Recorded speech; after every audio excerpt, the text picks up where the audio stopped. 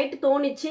So அதனால நான் என்ன டிசைட் பண்ணேன்னா, ஆல்ரெடி என்கிட்ட வந்து ரொம்ப நாள் முன்னாடி நான் ஒரு சேனல் ஓபன் பண்ணேன், ஃபேட் டு ஃபிட் அப்படின்னு சொல்லி. ஆனா என்னால வந்து அந்த சேனல்ல எதையுமே பண்ண முடியல.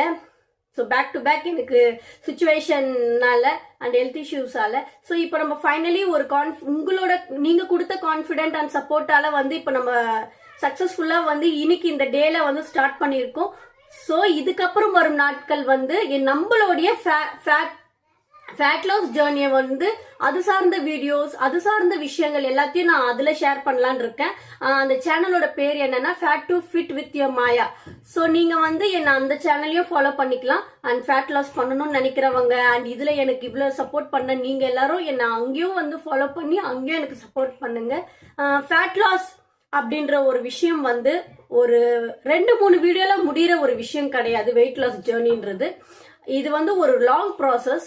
என்ன பொறுத்த வரைக்கும் பர்சனலி மை ஒப்பீனியன் என்னன்னா, நம்ம ஒரு வாட்டி வெயிட் லாஸ் பண்றோம், ஃபேட் லாஸ் பண்றோம் அப்படின்னா அது வந்து நம்ம ஹெல்த்தியா பண்ணணும்.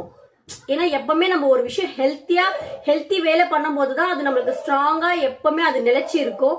ஸோ நான் வந்து எப்பவுமே அதுதான் நான் வந்து என் மைண்ட்ல இருக்கும். நம்ம ஃபேட் லாஸ் பண்றோம்னா, ஏன்னா நான் நிறைய ஆல்ரெடி